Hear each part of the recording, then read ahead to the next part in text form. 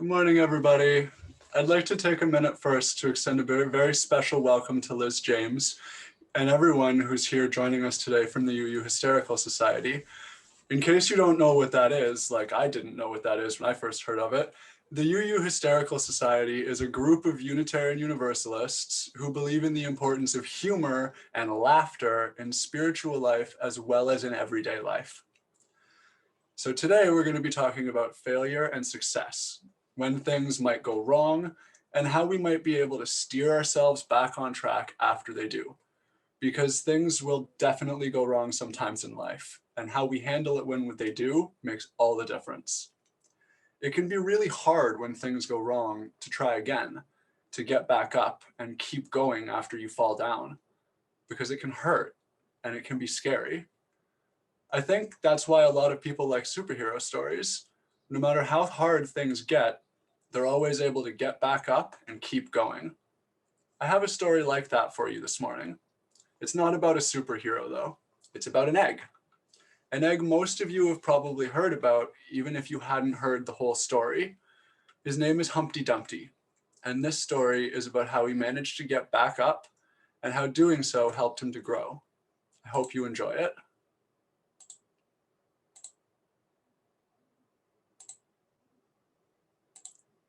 After the Fall, How Humpty Dumpty Got Back Up Again. A story by Dan Santat. My name is Humpty Dumpty. This was my favorite spot, high up on the wall. I know it's an odd place for an egg to be, but I loved being close to the birds. Then one day I fell. I'm sort of famous for that part. Folks called it the Great Fall, which sounds a little grand. It was just an accident, but it changed my life. Fortunately, all the king's men managed to put me back together. Well, most of me. There were some parts that couldn't be healed with bandages and glue. After that day, I became afraid of heights. I was so scared that it kept me from enjoying some of my favorite things. I walked past the wall every day, and I would think about climbing that ladder again. I really missed the birds and being high above the city, but I could never do it because I knew that accidents can happen. I eventually settled for watching the birds from the ground. It wasn't the same, but it was better than nothing. Then one day, an idea flew by. Making planes was harder than I thought.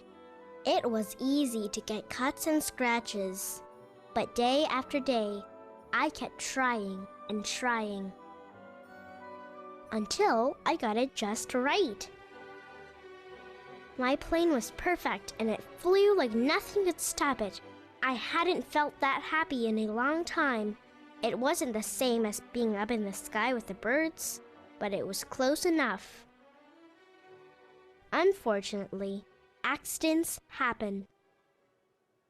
They always do. I almost walked away again, but then I thought about all the time I'd spent working on my plane and all the other things I'd missed.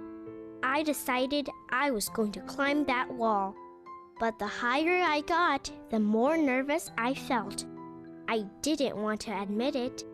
I was terrified. I didn't look up. I didn't look down. I just kept climbing, one step at a time, until I was no longer afraid. Maybe now you won't think of me as that egg who was famous for falling. Hopefully, you'll remember me as the egg who got back up and learned how to fly.